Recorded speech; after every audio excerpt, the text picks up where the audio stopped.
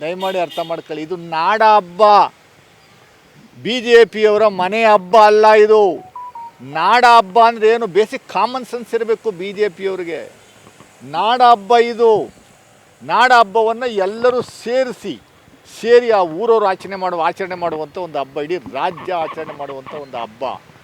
ದಸರಾ ಹಬ್ಬವನ್ನು ಬರೀ ಮೈಸೂರಿಗೆ ಮಾತ್ರ ಸೀಮಿತ ಆಗಿರುವಂಥದ್ದಲ್ಲಿ ಇಡೀ ದೇಶದಲ್ಲಿ ದಸರಾವನ್ನು ಆಚರಣೆ ಮಾಡ್ತಾ ಇದ್ದಾರೆ. ಎಲ್ಲ ಸಮುದಾಯದವರು ಸೇರಿ ಆಚರಣೆ ಮಾಡುವಂಥ ಒಂದು ಹಬ್ಬ ಅದು. ಪೂಜೆ ಪುನಸ್ಕಾರ ನಿಮ್ಮ ವೈಯಕ್ತಿಕವಾಗಿ ಏನಿದೆಯೋ ಅದನ್ನು ಮಾಡುವಂಥದ್ದಕ್ಕೆ ಕೆಲವು ನಿರ್ಬಂಧನೆಗಳಿರ್ತವೆ, ಅದ್ರ ಪ್ರಕಾರ ಮಾಡ್ಕೊಳ್ಳಿ.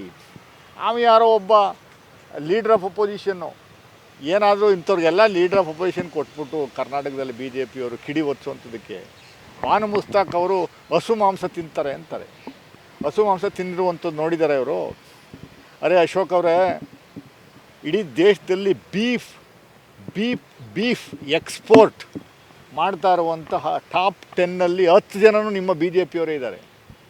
ಟಾಪ್ 10 ಬಿ ಜೆ ಪಿಯ ಮುಖಂಡರುಗಳೇ ಬೀಫ್ ಎಕ್ಸ್ಪೋರ್ಟ್ಸಲ್ಲಿ ಎಕ್ಸ್ಪೋರ್ಟಲ್ಲಿ ಅವರಿಗೆ ನಂಬರ್ 1 ಸ್ಥಾನದಲ್ಲಿ. ನಂಬರ್ 1, 2, 3, 4, 5 ಅಪ್ ಟು 10ವರೆಗೂ ಬಿ ಜೆ ಪಿ ಮುಖಂಡರುಗಳ ಒಡೆತನದ ಕಂಪನಿಗಳೇ ಇಡೀ ಪ್ರಪಂಚಕ್ಕೆ ಬೀಫ್ನ ಎಕ್ಸ್ಪೋರ್ಟ್ ಮಾಡ್ತಾ ಇರುವಂಥದ್ದು. ಲಕ್ಷಗಟ್ಟಲೆ ಟನ್ಗಟ್ಟಲೆ ಎಕ್ಸ್ಪೋರ್ಟ್ ಮಾಡ್ತಾ ಇರುವಂಥ ವ್ಯವಸ್ಥೆ ಇರುವಂಥದ್ದು ಬಿ ಜೆ ಪಿಯವರು.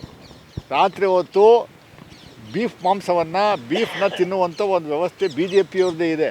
ಬೆಳಗ್ಗೆ ಮಾತ್ರ ಕುಂಕುಮ ಇಟ್ಕೊಂಡು ಇಲ್ಲ ವಿಭೂತಿ ಇಟ್ಕೊಂಡು ಶಲ್ಯ ಹಾಕ್ಕೊಂಬಂದು ಕ್ಯಾಮ್ರಾ ಮುಂದುಗಡೆ ಜನಗಳ ಮುಂದೆ ತೋರಿಸ್ಕೊಳ್ಳುವಂಥ ಕಪಟ ನಾಟಕವನ್ನು ಮಾಡ್ತಾ ಇರುವಂಥದ್ದು ನಾವು ಕಾಣ್ತಾ ಇದ್ದೀವಿ ಬಿ ಜೆ ಪಿ. ಕಿಡಿ ಒದಿಸುವಂಥದ್ದು ಬಿಟ್ಟರೆ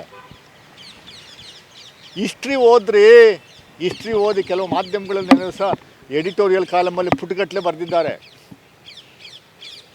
ನಲ್ವಾಡಿ ಕೃಷ್ಣರಾಜ ಒಡೆಯವರು ಮಿರ್ಜಾ ಇಸ್ಮಾಯಿಲ್ ಅವರು ದಿವಾನರಾಗಿದ್ದಾಗ ಆನೆ ಅಂಬಾರಿ ಮೇಲೆ ಅವರು ಹಿಂದೆ ಕೂರಿಸ್ಕೊಂಡು ಕರ್ಕೊಂಡು ಹೋಗಿದ್ದಾರೆ.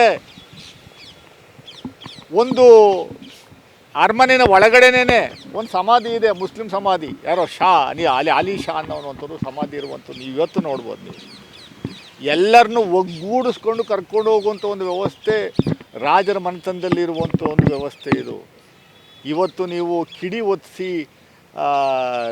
ದಿಕ್ಕು ತಪ್ಪಿಸುವಂಥ ಕೆಲಸವನ್ನು ಮಾಡ್ತಾಯಿದ್ದೀರಲ್ಲ, ನಾನು ನಮ್ಮ ಕಾಂಗ್ರೆಸ್ ಪಕ್ಷದ ಕಾರ್ಯಕರ್ತರ ಪರವಾಗಿ ಒಂದು ವಾರ್ನಿಂಗನ್ನು ಕೊಡ್ತಾಯಿದ್ದೀನಿ. ಇನ್ನು ನಿಲ್ಲಿಸಲಿಲ್ಲ ಅಂದರೆ ನಾವು ಉಗ್ರವಾದ ಉಗ್ರವಾದ ಹೋರಾಟವನ್ನು ಬಿ ಜೆ ಪಿಯವ್ರ ವಿರುದ್ಧ ಯಾರ್ಯಾರು ಹೇಳಿಕೆ ಕೊಡ್ತಾರೋ ಅವ್ರ ವಿರುದ್ಧ ಅವ್ರ ಮನೆ ಮುಂದುಗಡೆ ಹೋಗಿ ನಾವು ನಾಳೆಯಿಂದ ಶುರು ಮಾಡ್ಕೊಳ್ಳುವಂಥ ಕೆಲಸವನ್ನು ಮಾಡ್ತೀವಿ. ಹೋರಾಟ ಮಾಡುವಂಥ ಕೆಲಸವನ್ನು ಶುರು ಮಾಡ್ತೀವಿ ನಾಳೆಯಿಂದ.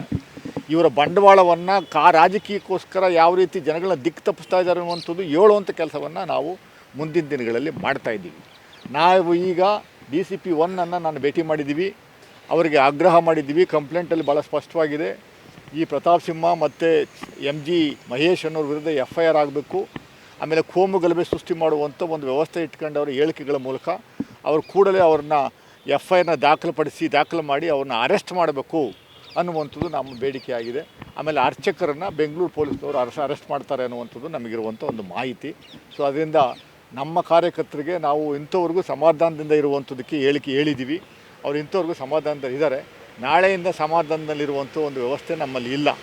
ನಾವು ಹೋರಾಟವನ್ನು ಈ ಸುಳ್ಳು ಹೇಳಿಕೆ ವಿರುದ್ಧ ನಿಜವನ್ನು ಹೇಳುವಂಥ ಕೆಲಸವನ್ನು ನಾಳೆಯಿಂದ ನಾವು ಪ್ರಾರಂಭ ಮಾಡ್ತೀವಿ ಅನ್ನುವಂಥದ್ದು ಇವತ್ತು ನಾನು ನಿಮ್ಮ ಮುಂದೆ ಹೇಳುವಂಥದ್ದಕ್ಕೆ ಇಷ್ಟಪಡ್ತೀನಿ.